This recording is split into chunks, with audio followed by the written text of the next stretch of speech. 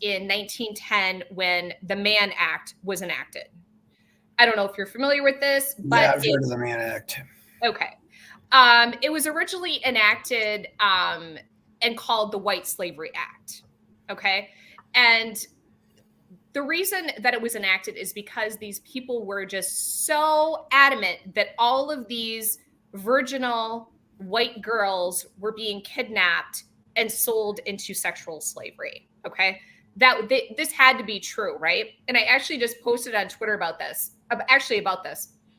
So when this originally started, when they were investigating the Mann Act, which they did from 1908 until the law passed in 1910, and this is a federal law, so it is the entire United States. Yes. They interviewed a total of 1,610 women over various areas that were engaged in prostitution, and they found that 6 of them, a total of 6 women, said that they were actually being trafficked. Okay. Or at the time they referred to it as sexual slavery. So that amounts to 0.3% of the amount of women that they interviewed before enacting this law. Now, the average person, you might step back and be like, 6 women, that's really not that many. I mean, obviously it's bad, but should we, base entire laws on 0.3% of a population that we've interviewed? Buy my novel, Escape from the Village, from major booksellers online. Go to escapevillage.com. Subscribe to the Substack. Go to fountainheadforum.substack.com. Support the forum. Go to buymeacoffee.com/fountainheadforum. Thank you. Welcome to the Party Pal. This is Fountainhead Forum 210. I'm talking to Kristin Calhoun, who is a sex worker and also involved with the Libertarian Party in the Midwest. She's been doing this for a while, and we're going to talk about some of the laws regarding sex work, the never-ending war on sex work, and hopefully, some of the things that, hopefully some of the things like human trafficking, how we can really effectively get rid of those things, because we do obviously, well, we want to make sure everybody who's doing this work does truly want to do it. So how are you, Kristin? I'm well. It's a beautiful day here in Wisconsin, so no complaints so far. Yes. Yeah. So first of all, how did you get into all this? First of all, sex work and libertarian politics. Okay, sure. So I actually, when I first, I didn't take the normal avenue, I guess, for becoming a sex worker. I actually started on the BDSM. I started out as a dominatrix, and I did it very part-time. I would definitely say it was more of a hobby. I did get paid occasionally, but I did also do shows and things of that nature. That was kind of where I started into this. It got to the point where I got sick of living in a cubicle, and I just really thought I wanted to start my own business. What can I do? What do I have any knowledge of? And I actually did a lot of research on sex work, how to do it successfully before I started. And then I just started doing it. And in my mind, I was thinking, I still can't believe that people are going to pay me to do this full time. But here I am. I started full time in 2017, and no looking back. Like everything else, I think people always say they wish they started sooner, but yeah. I did not start as a dancer. I know a lot of gals start out doing erotic dancing and then move to this, or you hear the sad stories about women unfortunately starting out doing this because they have to. I did not, so I did 100% choose this as a career path. Oh wow, that's yeah. So, you do sometimes hear that, although I think I like what one person said. She said, "I'd rather sell my ass than sell my soul." Yes, I completely agree. When I actually was talking to someone about this online, and I remember when I worked, I won't say the company obviously, but I worked for a very stressful industry. And I remember, there were days I would get up, and just throw up because I was so anxiety filled. Every day was stress, and every day I was, upset and crying or something. And now it's like, there's none of that. I don't have any of that. I pick my own schedule. I work when I want. I get to choose the clientele that I get to see. I can't think of a better environment than what I have right now. So yeah, certainly. And so, my own horn for that. So yeah, I have no complaints. Did this naturally lead to you getting involved with libertarian politics, or? It kind of did. Because obviously when I started this, I knew that there are some avenues of sex work that are obviously legal, but what I wanted to get into more, some of it was illegal. And I just, I thought, first of all, why? So I did some research on that. And then secondly, I did find the Libertarian Party, and that is when I officially joined. I've heard of them before. I wasn't really super big into politics before I started doing this full time, but that's when I kind of decided to transition full time and be like, whoa, this is what we need. And everything just kind of fell into place. I agree with everything else libertarian as well. So it was a good fit. What do you think? What do your customers usually want when they come for sex work? What's the motivation that most motivates them to seek out a sex worker? Sure. That's a really good question, because and there's obviously different groups of clientele. I would say most of my clientele that I see are going to be 50s, 60s. They're going to have disposable income, obviously, because it's more expensive to see a sex worker.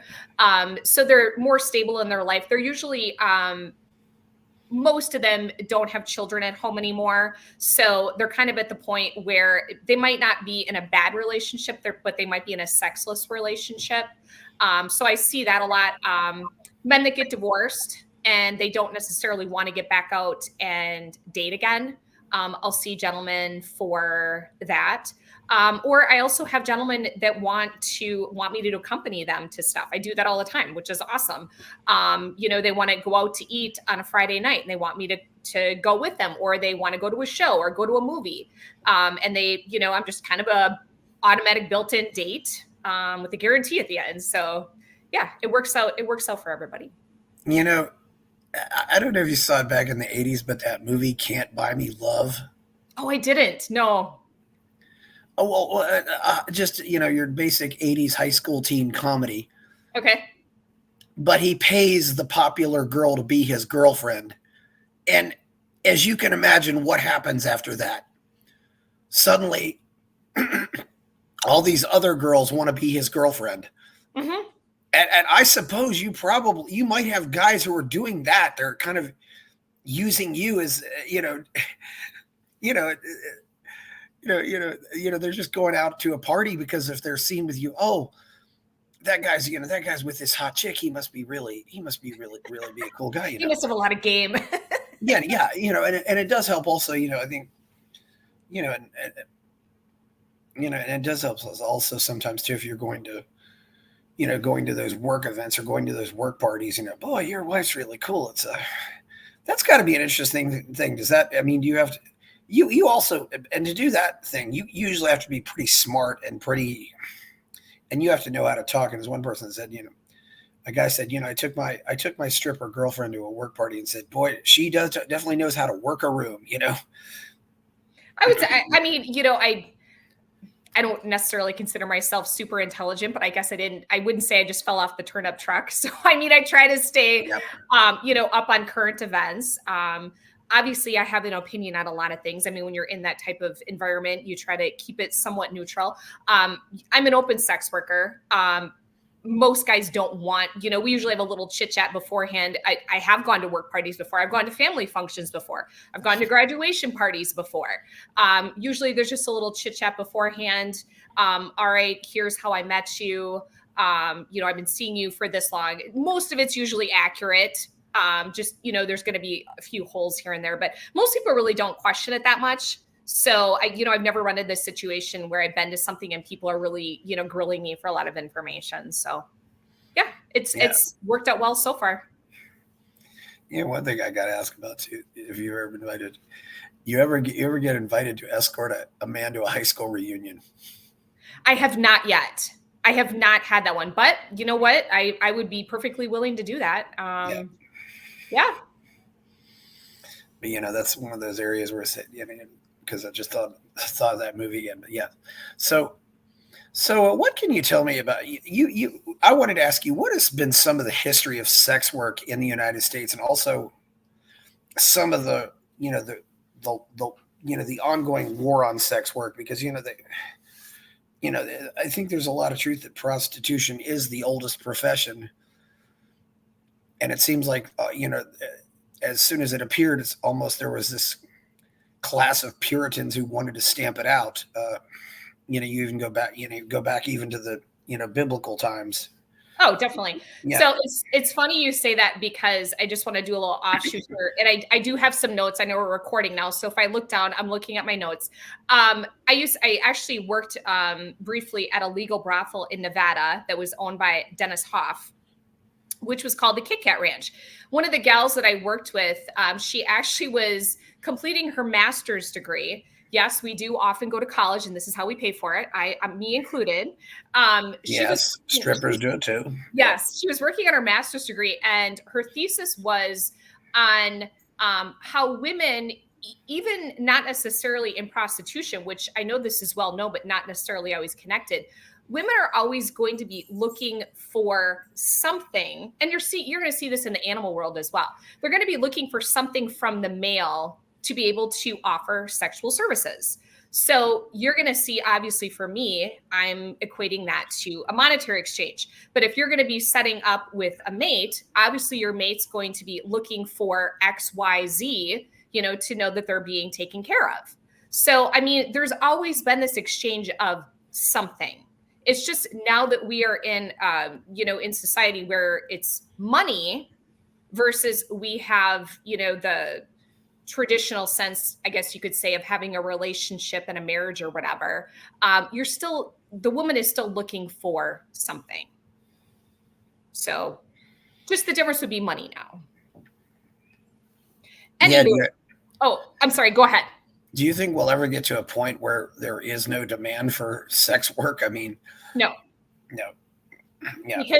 Because human beings are inherently sexual beings. And there's really no way to change, the biological sense, like I just stated. Men are always going to want sex, and men are always going to be willing to either pay for it with money or, pay for it with having a wife and setting up a family and setting up a nice home and providing for the wife. So I don't think that's ever going to change. But obviously we don't have a case, where we have women paying men. So there are some, I will not say they don't exist, but it's a very, very minute part of sex work. Most gentlemen, when they come to me, and I do have gentlemen that ask me, how do you get into sex work? I want to be a sex worker. And I tell them straight out, really, honestly, the only way for you to be successful is if you were gay. Yeah, that's what I hear. Yeah, I hear that same thing. I hear the same thing, with guys dancing. It's usually, guys will go if because there are clubs where guys will go watch other guys dance. But yes. But yeah, certainly. So, what have you seen in America? Has America always had this, just the relationship? And I suppose it's also varied from state to state over the years, but, yes. Okay, I'm going to look at my notes now. Yeah, okay. Look at your notes. That's fine, yeah. Look at my notes. Okay, so I live in Wisconsin, obviously. So most of the information I'm going to have is going to be that occurred in the Midwest, okay? So what we originally saw in Wisconsin and the Midwest area is originally when we saw a large increase in prostitution in this area was in the 1880s. So at that time, you would have seen the logging and the mining camps, which would have been in northern Wisconsin as well as the UP, Upper Michigan.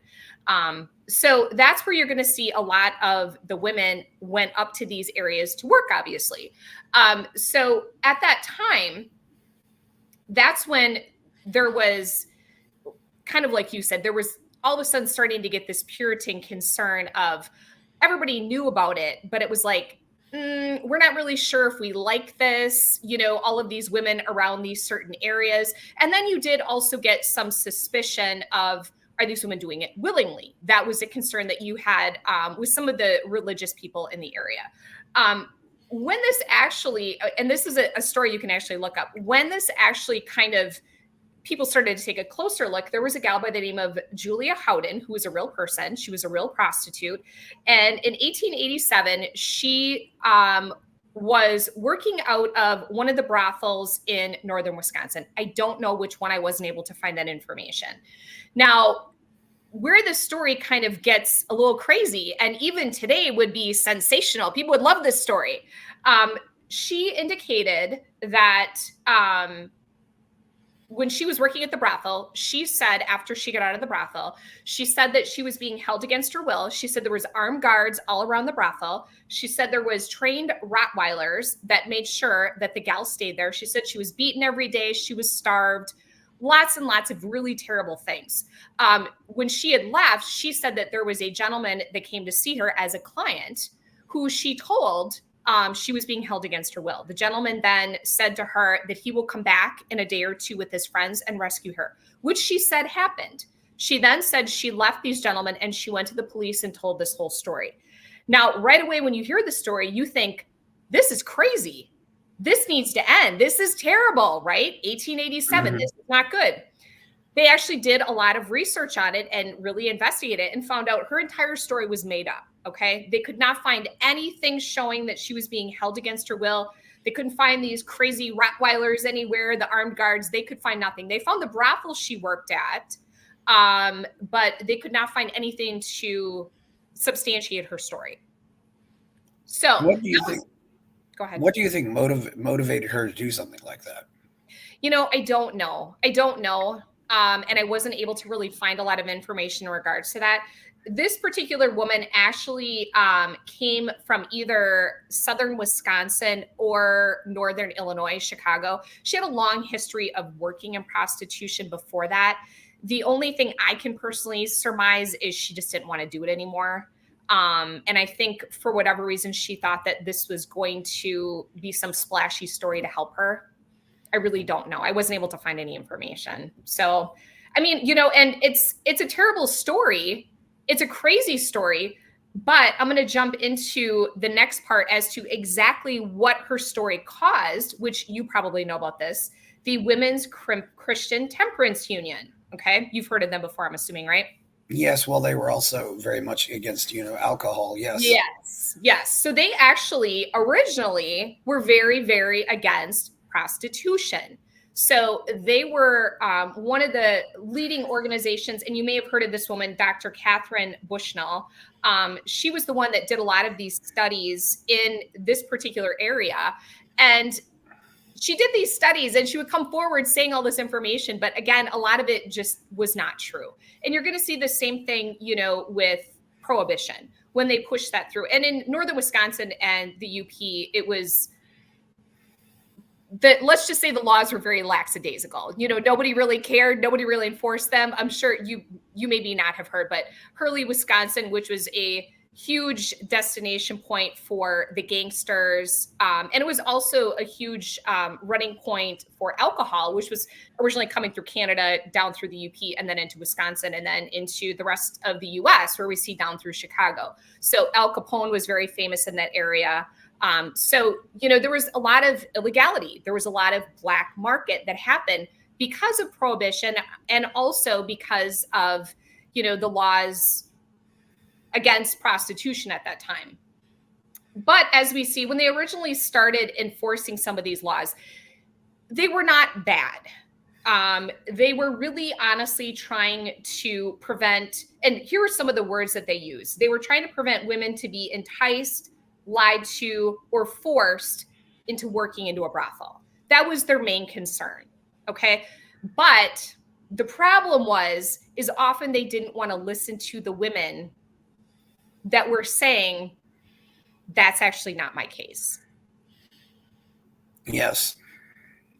So just to jump a little bit forward, which the next part, which became federal, is we're going to look at in 1910 when the Mann Act was enacted. I don't know if you're familiar with this, but yeah, I've heard of the Mann Act. Okay. It was originally enacted and called the White Slavery Act. Okay. And the reason that it was enacted is because these people were just so adamant that all of these virginal white girls were being kidnapped and sold into sexual slavery. Okay. This had to be true, right? And I actually just posted on Twitter about this. So when this originally started, when they were investigating the Mann Act, which they did from 1908 until the law passed in 1910, and this is a federal law, so it is the entire United States. Yes. They interviewed a total of 1,610 women over various areas that were engaged in prostitution, and they found that a total of 6 women, said that they were actually being trafficked. Okay. Or at the time they referred to it as sexual slavery. So that amounts to 0.3% of the amount of women that they interviewed before enacting this law. Now, the average person, you might step back and be like, 6 women, that's really not that many. I mean, obviously it's bad, but should we, base entire laws on 0.3% of a population that we've interviewed? And they actually, their response was, they looked at the studies and they said, it's really not happening. But they said that they pushed it through because they found it to be morally acceptable. They thought it was morally acceptable to push this law through, not because they were able to factually push it through. It was, and they admitted it, it was based on the morals of that time. Yes. Yeah. Was there also the Comstock law, or was that something? Yeah. Kind of in that vein. Yes. I don't know as much about that. I don't have that in my notes. I don't have that much about that one in my notes at this time. So, but yeah, a lot of these laws, though, as you're going to see, just like with the prohibition of alcohol that we, talked about previously, it was because of morals. And actually, I'm reading a book right now on the prohibition and about, I was talking about the rum running and whiskey running through Canada. There was never a period where it was dry. Nothing was dry, and it just goes to show you these laws, they don't make anything go away. They definitely made it a lot more dangerous. There was a lot of people that died during that time because of alcohol that was made incorrectly. There was a lot of people that died just enacting these laws, which we see exactly the same with prostitution. Yeah, well, I think also there was very much a connection between alcohol and prostitution because, Yes. If you, often that was the, go back to the old saloons, in the West, the only women who would hang out would be in saloons at all might be prostitutes. It was even on the show Gunsmoke, it wasn't necessarily talked about, but yeah, Miss Kitty, who owned the saloon, was also basically a prostitute, although that was more in the radio show than the TV show. But yes, yeah, so it was one of those things that happened, and that was another, things like traveling the Old West, places where there weren't, where the men would go out and do something, and then, okay, we got to have some women here, it's I've heard similar things with people going to Alaska.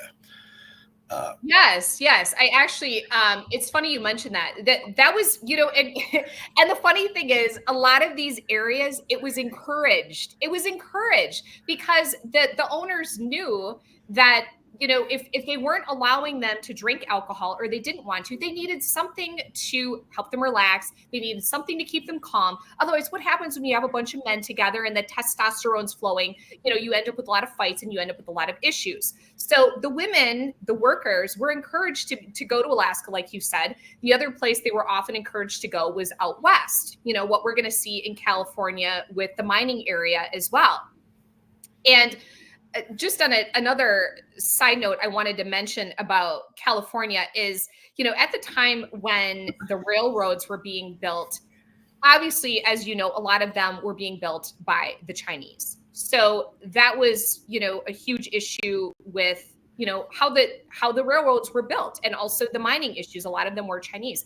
Now, with that being said, you also had a lot of Chinese women who were unfortunately being forced into sex trafficking to help service these gentlemen.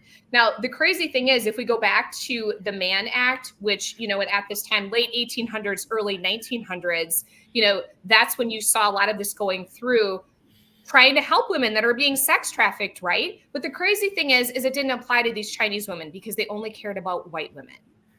Yeah. So you had these Chinese women that were legitimately being trafficked and nobody cared, it's super unfortunate. And they were being trafficked all the way from China, I assume. Yes. And they would be brought over at a very young age. So, I mean, this was their entire life, and it's mind-boggling that, this was happening, yet you had so much concern about the, quote unquote, white women, that this supposedly was happening to, but it wasn't.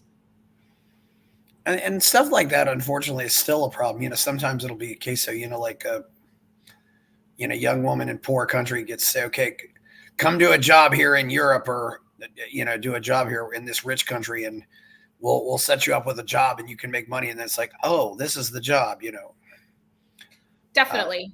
And I'm sure that definitely did happen, when we look at like what I was mentioning in northern Wisconsin and the UP, I'm sure that definitely did happen, because they did say that a lot of the women that worked in these were from, larger cities in southern Wisconsin and northern Illinois. So I'm sure it did happen, and that would have been a really good situation where they should have had help available to those people, to those women normally that didn't want to do that job. That would have been a really prime situation of where they should have been available to help the women that wanted and needed the help, but not the women that legitimately knew what they were there. They knew why they were there. They knew what they were doing, and they didn't need this help. They didn't need to be rescued. They just needed to be able to do their job. Yeah. And as you pointed out, in some cases, the Chinese were very, very, very young. How young were some of them? Some of them, from what I've read, were 11 or 12. And I mean, it's terrible. I mean, it's disgusting. It's terrible. And, there's, and like I said, unfortunately, they were seen as subhuman. So it was not something that even really came up on anybody's radar. Yeah. There was such a prejudice against Asians. I mean, and unfortunately also, in some of these cultures, it's often, mom and dad will say, oh, give me money, take my kid. It's, it does happen that way. It's almost like they're doing it for their families, but. Right. Oh yeah, exactly. And you've also, I'm sure, heard of some of these sex trafficking. They go by sex trafficking organizations. I have a very difficult time using that analogy or describing them as that, because a lot of times they're just anti-prostitution, and they make a lot of money. They make a lot of money from donations. They get a lot of money from government to have their organizations. And one of them you might be familiar with is the Sound of Silence, the movie that came out not too long ago. And You mean Sound of Freedom? Sound of Freedom. Thank you. The Sound of Freedom. You're correct. The leader of that organization was so huge in Utah, and, was getting all of this money to go over and rescue all of these children. And then, we find out later on, after all of this occurred, that pretty much everything you said was BS. There was not all these rescues that were happening, like he said. And on top of that, the last time I checked, he has several of his female employees who are taking him to court for sexual harassment, and this is usually what we see. This is usually what we see inside of this industry, is we see, I mean, they're grifters. There's really no other word to describe them. They're really not helping anybody, but they're making a lot of money on the way saying that they're helping. Yeah. I happen to personally know another lady who used to work for Joe Francis, and and I think she ended up because he was not a very good person to work for either. Joe Francis did those Girls Gone Wild videos. Oh, sure. Yep. I think that was maybe like the 2000s. That was a while back now, but yes, there is something here though too. Yeah, and it does seem like that. I don't know what motivated this thing it seems like some people think that the only way to end this trafficking is to outlaw sex work completely, and I think it has the exact opposite. I think it ends up driving it underground, and makes it harder to separate who really is in it consensually and who isn't in it consensually. And some will say like, well, none of them are in it consensually. Yes, I get that a lot.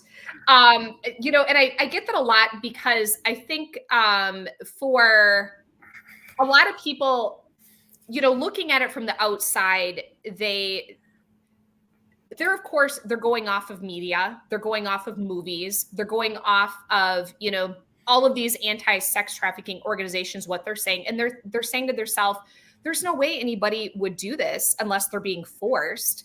And that's the logical assumption they're coming to. So, you can say, well, yeah, this should end. This is not good. This is not good. If I can touch base on some of the law changes that happened in Wisconsin. Oh, yeah. This actually was not too long ago. So our attorney general, his name is Josh Kahl, Kahl. And in January 2020, there was some additional, how should I say this, groups that were put together. So the name that they came up with was the Wisconsin Anti-Human Trafficking Task Force. Okay. And this was started with Shared Hope International and Project Respect, which is out of Madison, Wisconsin. Okay. Yeah. They actually did most of the information data, I guess you could say, that was brought forth. Some of the changes I am going to completely agree with. Okay. First of all, one of the changes that I completely agree with are safe harbor laws. It shouldn't even be questioned that we have to put these out there. If somebody, safe harbor laws to protect individuals that are actually being trafficked. So that, there was, before this period of time, there were no laws in the books that differentiated between being sex trafficked and being a consensual sex worker. So if you came forward as someone who was being sex trafficked, you could still be charged with prostitution. That was the laws on the books. Now, the other thing is if you were, say, assaulted or you were robbed as a sex worker, if you came forward to police and, but I've been assaulted, look at my black eye. The first thing they could do, and often unfortunately did do, is say, are you a sex worker? And if the person said yes, they would often just arrest you for being a prostitute versus actually helping. Yes. The other thing is there was no differentiation between if you were over the age of 18 or under the age of 18. So, which we've gotten to the point, I think, at this point in the US, that if you're under the age of 18, you really should not be able to consent to doing this. So at this point, they've said, under the age of 18, if you are a sex worker, and if technically you are consensually doing it, they're not going to arrest you for that. They're going to get you help, and they're hopefully going to get you in a situation where if you've been kicked out or whatever, so you can get, food, clothing, housing, get you back to school, whatever needs to happen to get your life back on track. We don't want teenagers doing this job. That's, I think a given for anyone. So that went through that, the changes that I definitely agree with. The problem, though, is we're going to see with the individual that did some of the interviews is they still conflate sex trafficking with consensual sex work. They still do it. And it's often on purpose, sometimes accidental, but often on purpose. So during the interviews, when they were asked, who they often see as the perpetrators of sex trafficking, they wanted to know, how do you see this? Like, where are you finding these people? Who's sex trafficking women and girls? What's the common denominator here? And they really didn't have one.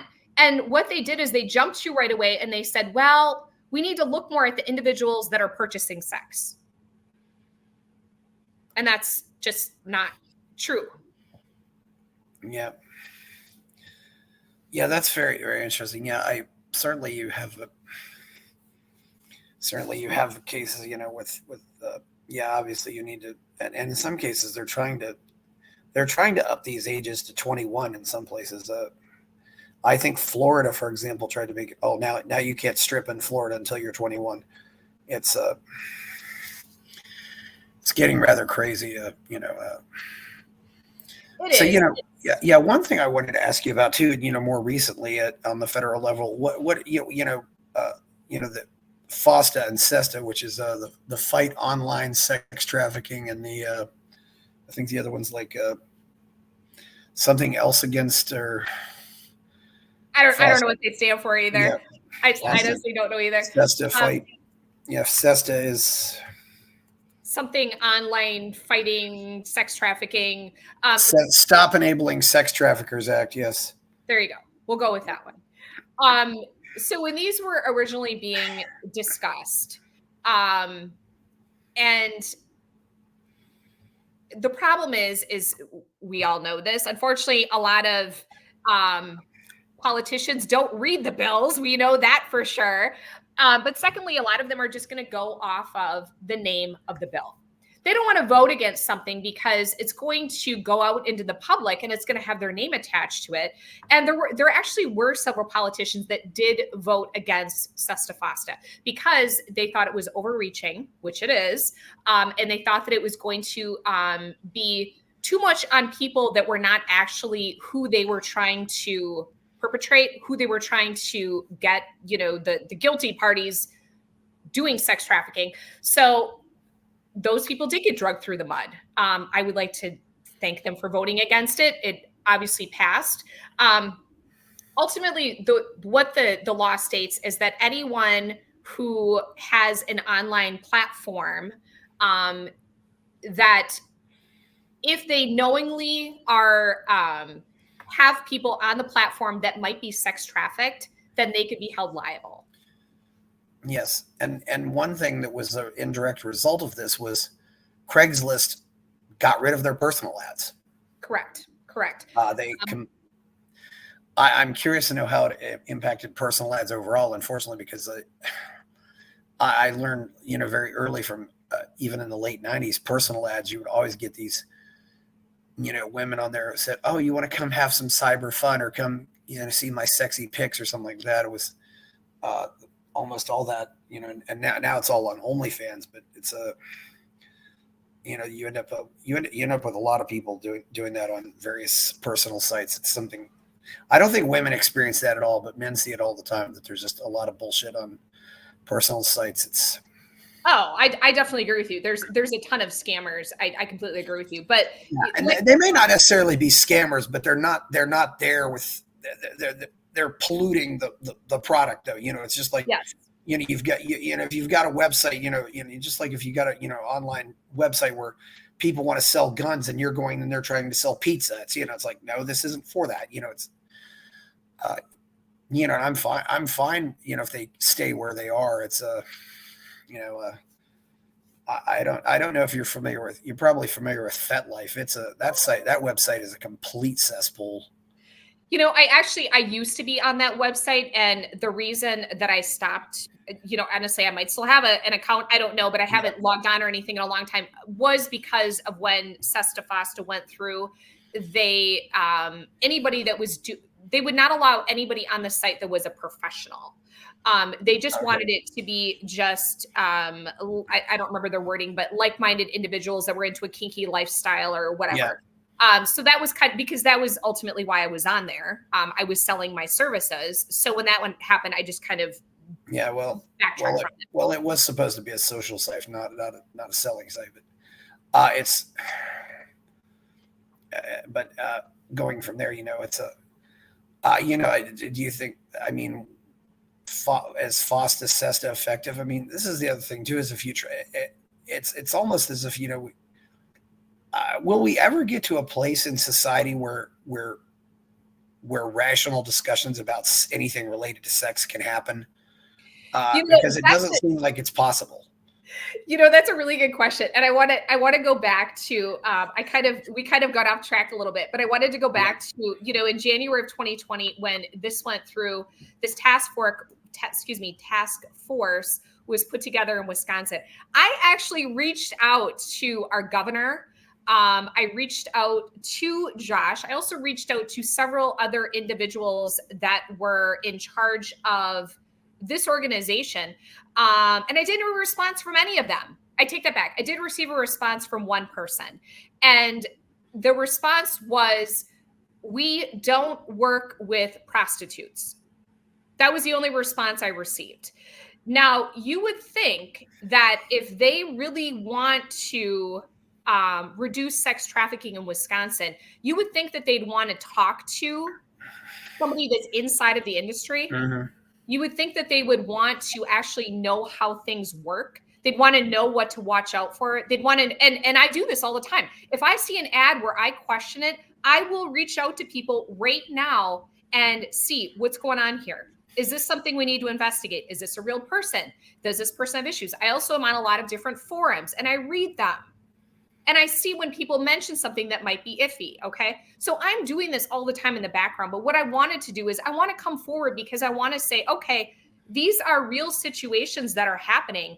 And I personally, as a sex worker right now, I could help you, but they don't want that, you know?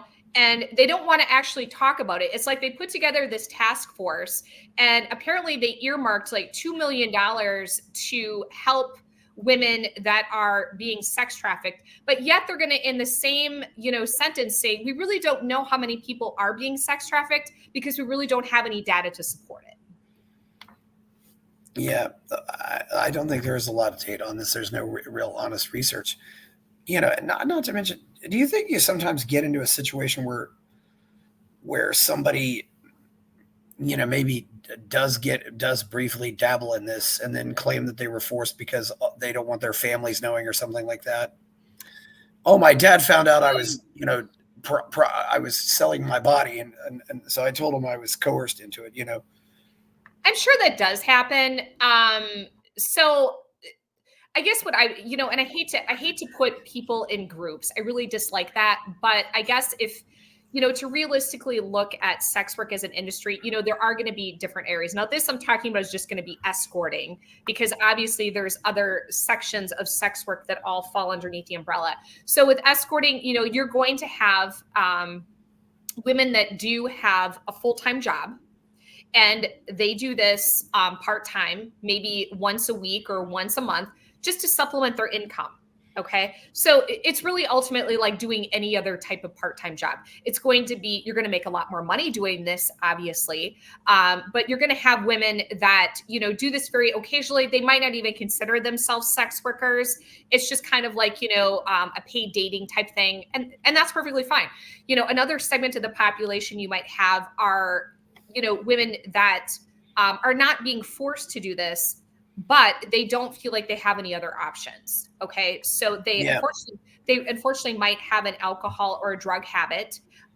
They might be in, a bad situation living wise. They need money to get money together to get an apartment because they might be homeless at the time. These are so what we would consider that is survival sex work. So those individuals might just be working long enough to get to a steady place where they feel that they can get a job that they want. And that they want to do full time. And that's fine as well. That's not sex trafficking. Okay. Now, my particular section is I do this full time. This is my only job. So my perception and perspective of this line of work is going to be a little bit different because this is all I do. Okay. Yeah. So yeah, and you do have, as certainly pointed out, there's certainly, the stripper who's using it to pay for school and stuff like that. It's not uncommon. Although one thing, there is a danger, if you're a part-time sex worker, but you still have a regular job, what do you do to make sure that the people who at your regular job don't find out,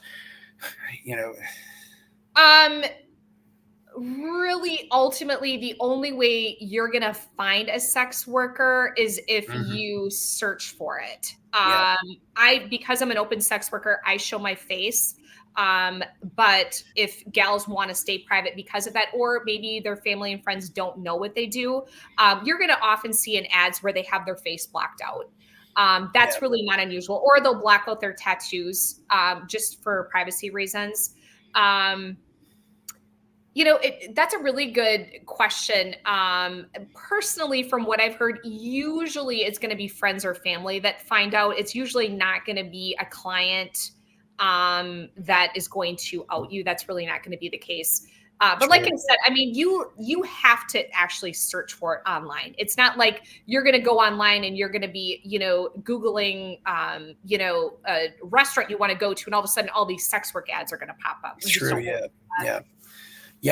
I know with strippers, that's one reason why a lot of them might live in a town and go strip in a town that's maybe 50 miles away or something like that, because it's less likely that somebody will just walk in. And with me personally, I do screen all of my clients before I see them. So I do know who I'm going to be seeing. So it's not like there's that, possibility that somebody's going to show up and I'll be like, oh, it's my neighbor. I do have some rules. I don't see gentlemen that I know in my personal life. I just don't feel comfortable doing that. So I have my clients and then I have my personal life. Yeah, that's true. So what are some other really egregious cases of the violations of sex worker rights, in your opinion? I mean, FF and Sester more recently, but can you think of some other ones that have happened in American history or elsewhere around the world? Well, I'm going to go with Wisconsin because that's where I live. First of all, I want to give you a little bit of history about me because I have a big mouth, as you can probably tell by now. So I like to talk.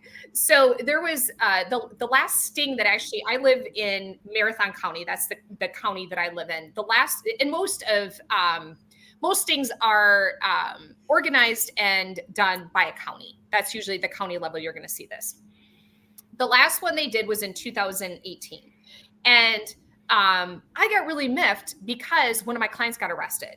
So because I have a big mouth, I actually contacted the local newspaper and I said, I want you to interview me because I want to talk about this. This is wrong.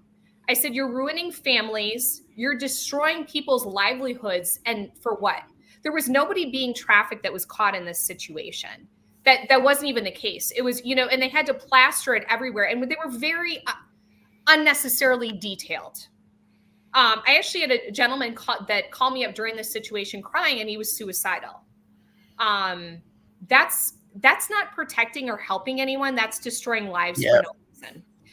So after that actually happened, a gal at the local radio station who was one of these people that was just very adamant that sex trafficking was happening all over. And she said it was all over in the rural areas. So she actually camped out in my yard. It was the weirdest situation because she thought she was just adamant that I was sex trafficking little girls. Just for sure that it was happening right here. She camped out in front of my yard. And finally, I just told her, you got to leave. It's not happening. I'm a sex worker. I even told her, I said, I will do an interview with you. If you want to do an interview for the TV station, I'm willing to do that. She never did. But just a situation where you see that people just get into their minds as to what's happening. And it's not. And you're showing them it's not. But they're still just so focused on that. The last big one. So actually a couple of big things that happened. I'm sure you know of the city of Kenosha, Wisconsin. They've been in the news a lot lately for a lot of stuff. Yes, Kenosha. Yes. Kenosha. It's crazy. It's not Kyle Rittenhouse. Yes. There's not even a really big area, but a lot of stuff going on there. Okay. So what is today? Today's the 20th. So just yesterday, actually, in Kenosha, Wisconsin, there was a gal that was sentenced to 11 years in prison. And the kicker is at 17, she was being sex trafficked. She was living with a gentleman who was sex trafficking her, and she shot him and she killed him. And there was no question that she was being sex trafficked. That was never actually questioned. The question on the table was, for what was happening to her, did it necessitate her taking her sex trafficker's life? And obviously in Wisconsin, even with all of these changes, they're saying no. So she was still sentenced to 11 years in prison. I'm sure we'll hear more about that. This just happened yesterday. If we back up a little bit, the last big sting that I was able to find was in Kenosha. This was Kenosha again. This was in 2022. There were 18 men that were arrested.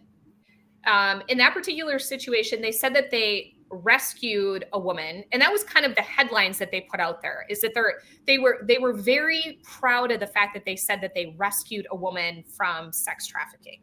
Now, if that was really the case, that's awesome.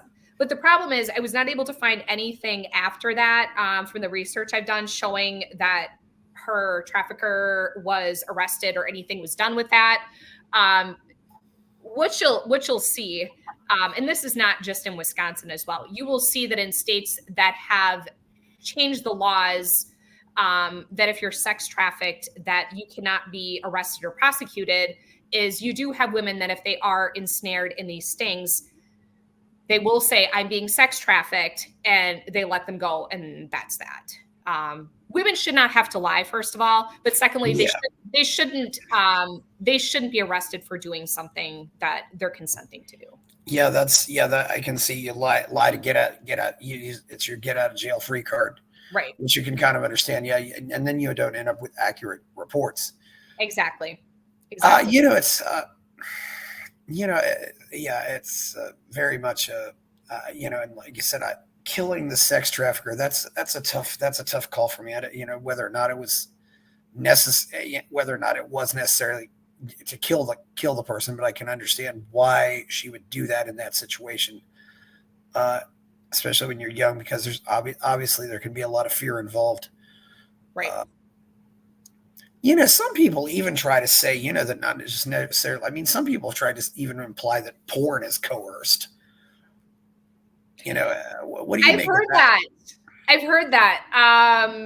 Yeah, I remember this was a while ago. I read an article about it was, and I don't remember the location again. This was a while ago, but it just struck me as just ridiculous, to tell you the truth.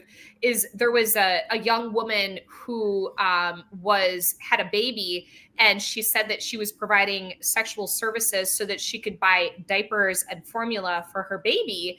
And she, the person that wrote this article was very adamant that she was being sex trafficked.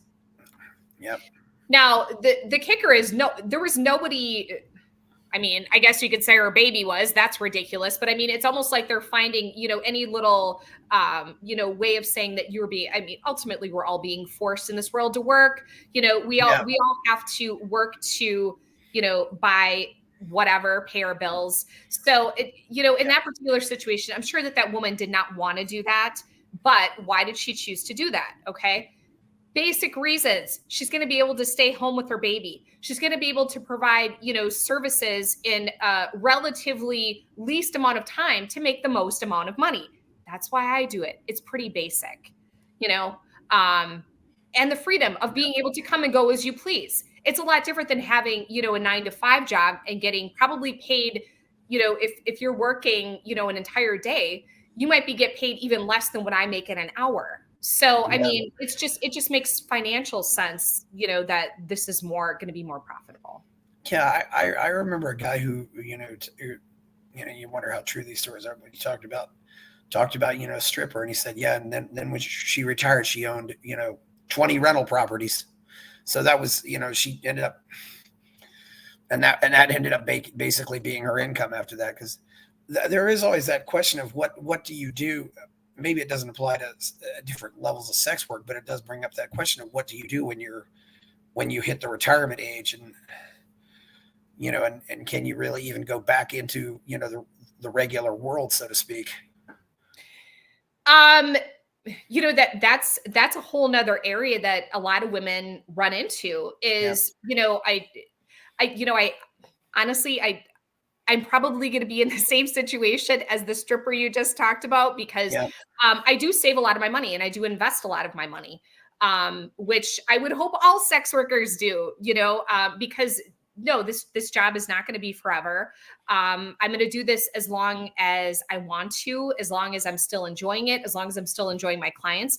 But in the meantime, I'm very proud that I don't have any debt. I am completely debt free. I own my house. I own another property. I own several vehicles. I have a camper. I mean, I'm living the life exactly I want right now by being a sex worker. So yeah, I hopefully can comfortably retire, within, 10 years and not have to worry about it. But if I want to, maybe I might do something part-time. I don't know. So I don't have a good answer. But yeah, it does beg the question of, and it's unfortunate that, you can't put this on a resume right now, unfortunately, because it is illegal. But it is a business. I'm running my own business. I'm doing everything that any other person that runs a business would do to be successful. So it's unfortunate that, I can't put that out there on my LinkedIn profile. So. I think it's almost like training though, because from what I hear, a lot of sex workers also find themselves being therapists. I wonder how many of you could all go and become therapists, because you kind of have to be a therapist anyway, don't you? Yes. And, and that's another thing that, some people have talked about. So I have gentlemen, that might book 2 or 3 hours with me. They might, book longer. Realistically, are we going to be having intimate times that whole time? Of course not. I mean, we're going to be talking about, a lot of times if they're having marital problems, what they want, what should I do for my wife in this situation? How should I handle this? They're having issues with their children. They're having issues with their job. They're having issues with their family. They're having issues with their diet. I seriously help people. I swear I help guys with this. I help people, with diet management. I help people with set up their finances if they want to, do things like that, setting up a budget. I've done all of these things. So yes, it is, sex is like this, where's my hand? This much of my job. So there's so much more that encompasses it. Oh yeah, I think a lot of women who work in sex work really do care about their clients. Oh yeah, definitely. In some cases, it seems like it's more honest relationships than other things out there, because so many relationships, it just seems so fake anymore. It's do you ever get that situation where maybe dad brings his son to you on his 18th birthday and say, my son can't get laid, will you? No. like a birthday present. I think that'd just be, no, you haven't had that happen, but yeah. No, I've not had that happen. The only thing I would say close to that was when I worked at the brothel in Nevada. We did have a large amount of our clientele were Mexican or from Latin American countries, that a lot of them would come up and they would work in that area in construction. I did have a gentleman one time that brought in his nephew. His nephew was not 18 though. I think he was maybe like in his mid-20s, and he brought him in as a birthday gift. So kind of weird, but apparently I did more research, and apparently that's relatively common in Latin American countries. We don't see that so much, I would say, here, I guess, we kind of leave sex up to the person and not the family, which was kind of weird. But yeah, apparently in Latin American countries, that's more common. So. Yeah, it could be. Well, I've seen it happen in various movies too. Has a woman ever come to you by chance? No. Okay. I personally, I advertise as being completely heterosexual. Okay. I have dabbled in that a little bit. With working with another woman, which a lot of women do. And that's perfectly fine. A lot of women in our industry, it's called doing a duo, which would be a threesome in the conventional world. They work with another woman for friendship, but they also do it for safety. So it's not that uncommon. I just personally don't do them because just not my thing. Well, you might even, a guy might want to have a threesome, and he just goes out and, hires two and said, I'm hiring two. I'll pay both of you.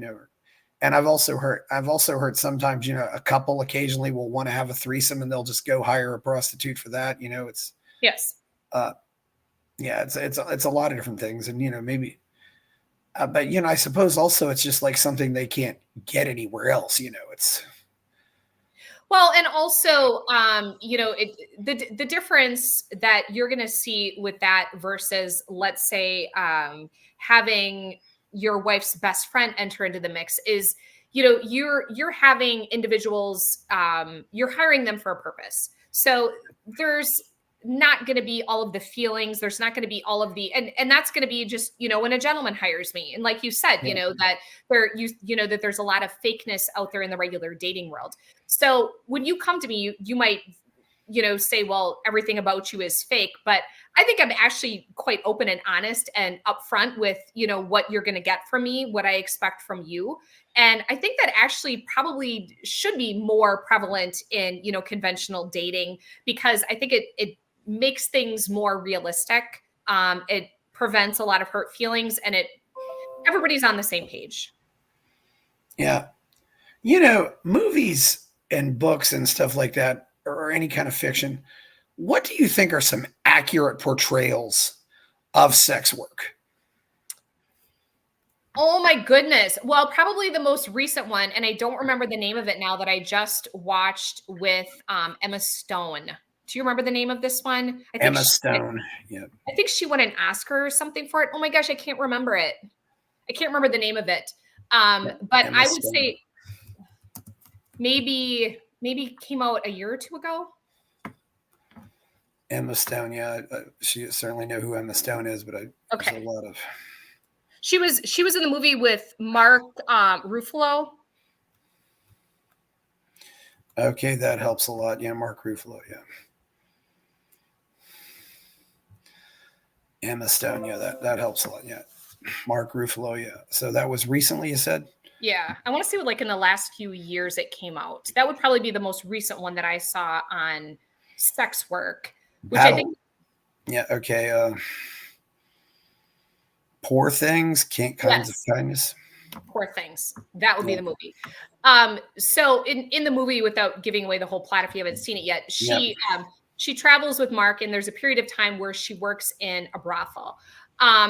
When she works in the brothel, it was kind of because she was a very open sexually person. So it kind of started out as being fun, but you're also going to see a lot of the things that we deal with in sex work as well. You're going to see the other relationships that you're going to have with the other workers, but you're also going to see a lot of boredom, which I thought was very, very well put in there, because I think when you think of all of these women, in a brothel or any other situation like that, that you're thinking, oh, they're probably having sex with each other all the time. It's just really not the case. Mm-hmm. Sometimes we just sit around and watch movies and read books. But also, you're going to have clients that you really like, that you really enjoy being with, but you're also going to have some that you're just kind of disinterested in. You're just kind of going through the motions. And I think that was pretty realistically portrayed in that it's not always good. It's not always bad, but it is a regular job. Yeah. What are, since you sound like you can be pretty selective, what are some things that a client might do that will say, I'm never having you back? I would say, just any time that I feel that someone is trying to push my boundaries. I have a very specific way that I do things. And if people are trying to push beyond that, trying to get extras, trying to get things that I don't feel comfortable doing, that's going to be a pretty much instant that I'm not going to see them again. Hygiene is a huge one. I'm a super clean person. If you're not clean, that's probably going to be a no-go. Being rude, being angry with me for any reason, those are going to be, pretty basic things that, I mean, I've never had anybody try to hit me. I've never had anybody get physical with me. I mean, those types of things just don't realistically happen that often, thankfully. I would think clients would probably want to be all cleaned up before they show up, but you never know. Maybe they, certainly let them know before that happens.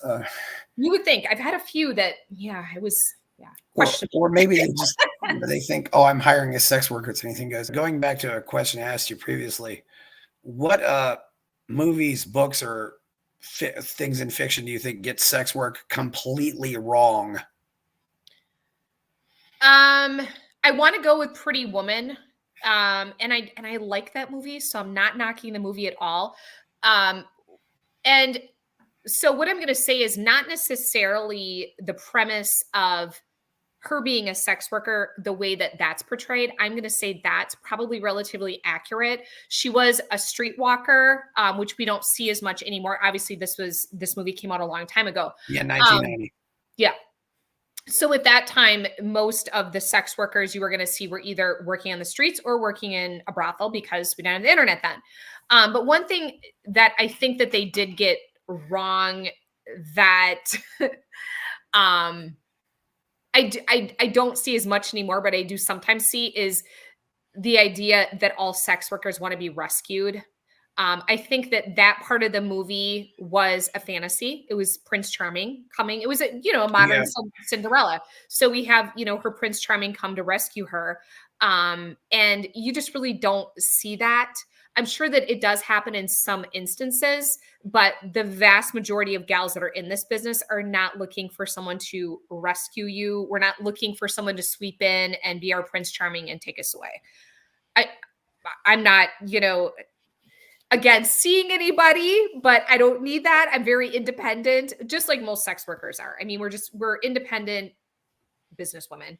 So that's the part of it I would say they 100% got wrong. And also the kissing part, that was also, and I actually just saw this posted at a forum recently is when that movie came out, there was a lot of confusion about the kissing. Like, she said that they don't kiss, and you do see some sex workers that maybe don't as much as others, but it's really not as taboo that it was in that movie. So. Yeah, well, part of what made the appeal of that movie is, like they rescued each other, so to speak. But yeah, it's a really good movie. But I don't. Yeah, I can see where they're coming from on that. What about songs? I know there's some great songs about prostitutes out there. It's The Yellow Rose of Texas, I believe, is actually about that. I don't know how much input I'm going to be able to go on songs. You kind of put me, Johnny, on the spot here. I can't think of any right now, so I don't know about songs. So sorry. Yep. Right now in the USA, what are the best states and what are the worst states? Well, I can tell you personally the states that I worked in. Washington, D.C., which I did, and I'm always so, I should have paid more attention in, geography and stuff. Because I know Washington, D.C. is not a state. I think I was in Virginia, but I'm not 100% sure. I might've been in Maryland. I don't know, but I did not have any issues while I worked there. Also, the other thing is, that I wanted to talk about when I mentioned about the internet, you really are not going to see women working the streets anymore, which me personally, I think is a very good thing. I think that was something that a lot of people didn't want. And it's understandable. You would have people that say, when I'm driving my kids to school in the morning, I don't want to see sex workers in their skimpy outfits standing on the corner. I understand that. And you really don't see that very much anywhere anymore. I did not see when I was in Washington, D.C. because of the internet. It's a great thing. Yeah, well, you're probably, I don't know if you see that many of them out in the morning anyway, because there's not really, but anyway. I would say I am much busier in the morning than I am in the evening as a sex worker. I have a lot, when I work in the mornings, my mornings are usually completely booked. It's actually very, very common for gentlemen to want to have a visit before they go to work. But yeah, you said you also worked as a dom. Yes. Is it true that a lot of the men who come to femdoms are often powerful business executives and people who are, usually have a job where they're bossing people around all day and then they want to go have something that's the opposite? Is that true? Yes. I do see that. I would say, and I think that the psychological explanation for that is, I think that they are so much constantly, and, even in their personal lives, because they might be married to someone also who is someone that they feel that they're kind of taking care of everything at home as well. So I think psychologically they want to be in a situation where they're not in control. They want to be, whatever they're being told or whatever is happening to them, they want that being in charge taken away from them.